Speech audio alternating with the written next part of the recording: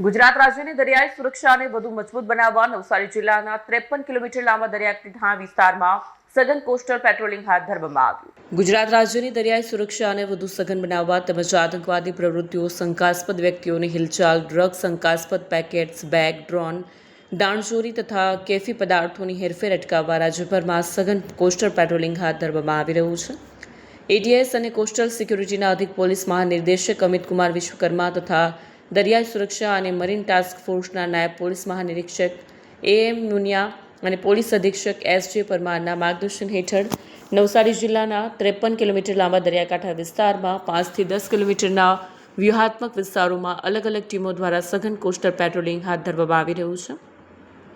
આ અંતર્ગત તારીખ 18/5/26ના રોજ ઉભરાટથી દીપલા સુધી નવસારી સેક્ટરના પોલીસ ઇન્સ્પેક્ટર એમજે પટેલના માર્ગદર્શન હેઠળ મરીન કમાન્ડોની અલગ અલગ ટીમોએ સંયુક્ત રીતે કોસ્ટલ વિસ્તારમાં શંકાસ્પદ ઇસમો, વાહનો, બોટો તેમજ અવાવરૂ સ્થળોનું ચેકિંગ હાથ ધર્યું હતું। વિડીયો જર્નાલિસ્ટ ઇરફાન સૈયદ સાથે સેટર ટીવી ન્યૂઝ નવસારી।